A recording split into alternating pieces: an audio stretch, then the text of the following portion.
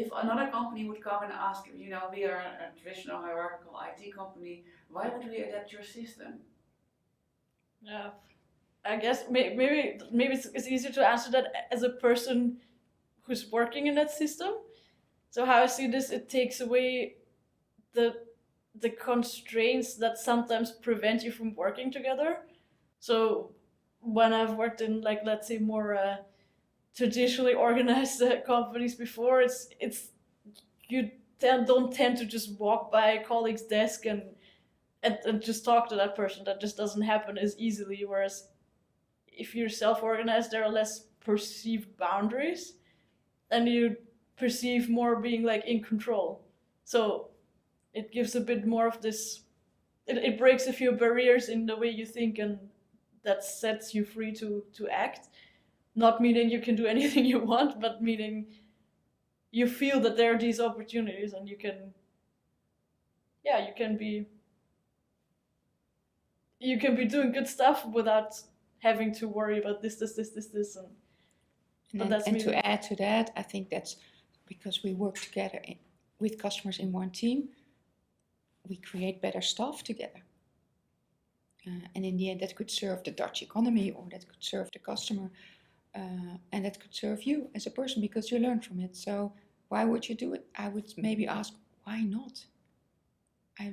Why not? And I have a very interesting example of that. We have a cleaning company here, and they had a manager. And then the manager was going to work somewhere else. And we got the answer, we got the question, would you like a new manager? And then I thought, why do we actually have a manager on the cleaning? And then I realized, maybe subconsciously I thought, these people need a manager. And I was so embarrassed by this thought that I phoned Rachma from the company and said, do you want to join in trying this without a manager? And it was a huge success. Less illness, no problems anymore to find people when they were not there on holidays. They came with all kind of innovations and how to check each other's work to make sure it was well done. So that was, for me, again, the evidence to ask the question, why not? Why, honestly, if people can decide to buy a house, to come back to my earlier example, that you would need a manager. And again, we're not against managers. If people want that in their organization, feel totally free. If they come to us to say, why do you do it? I prefer to answer it with, why not? Do you think you could go back to a hierarchical company? I'm just spoiled, right? Yeah. So what would you advise other companies? You would say, do it, I guess. But can you? We have to, because we get that question quite a lot, and we do have 3 things we say you could start with. Well, first of all, start in a small team. You could start by calling each other colleagues. So not you're the manager, I'm the employee. No, just call each other colleague. And we think you feel differently inside you if you say, this is my colleague, and if you say, this is my manager. The second one we say is, start making promises. So not an SLA, but make a promise. Because again, a promise makes you feel different. You feel a different intrinsic responsibility or desire to realize it, and make promises to your customer or to your team members, or however you like it. And the third one we think is crucial for how we work is that we do root cause. So if there is something goes wrong, which does, like in our example of the training, we thought was a very wise idea. First fix it, instead of, for instance, in the case of an incident, don't start to blame game, or just fix it, and then go with the whole system in the room and try to find the root cause. Where did it go wrong, and how could we do it next time differently? So then you have this constant learning, desire, need, challenges, whatever, how you call it. We call it root cause, but that's a IT, of course. You could call it how to learn from this. So when you say the whole system in the room, you mean all the people who are involved, right? Yeah. So like a blame-free evaluation. Yeah. Nice. But I heard you mention some other elements as well during the interview. I heard you say diversity and have all the voices heard. Yeah. So if you have a team, and diversity, of course, is very linked to people or religion or gender. but it's you have of course different people. Some people have more, are more secondary. Other people like to fix it immediately. So like have a balance in that that the atmosphere is so open, we call it, that everybody wants to say what he wants to say. If you have something to say, and not just to say, but if you want to add something, so to come to a good decision or advice. Do you use special techniques for that, like rounds or? Well, we may be better. We have so for instance, what we have is the bi-monthly, which is a bit of every 2 weeks, or it's a place where the whole company comes together, and we also have this microphone cube, so we can ask questions in the end, for instance. So that's a bit of the then we bring up certain topics, or when we recently had the decision to organize more in circles, that was like a whole process where we could mention objections and concerns and stuff like that. So that's part of this, getting the voices heard and making people feel heard as well, and then get into the dialogue again if after concerns or objections it feels like, oh, maybe this wasn't received as intended, and then we get back into the dialogue dialogue that's between two people, more like a dialogue but with many people.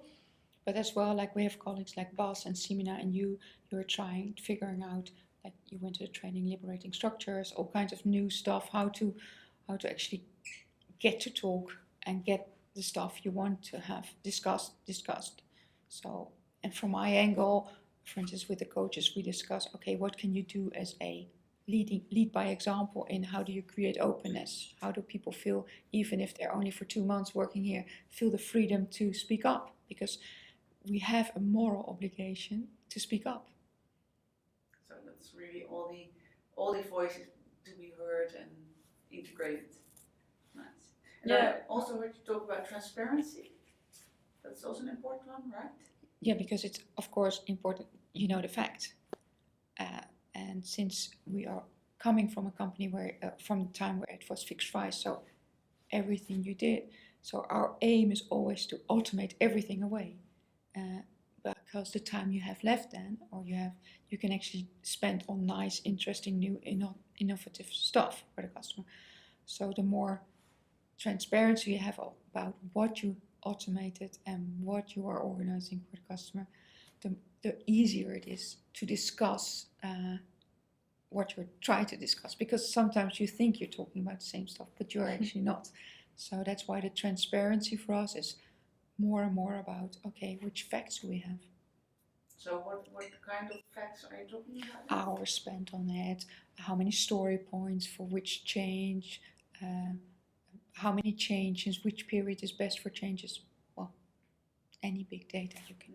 And even being explicit about the kinds of circles or teams we have, because the more we grow, you sort of have the need to be explicit of what's out there and be transparent about that, and the purposes of different circles, and to also help, again, this being in sync, we keep mentioning that, but to make sure through transparency you can make an informed decision as a team or as an individual or as a whole company.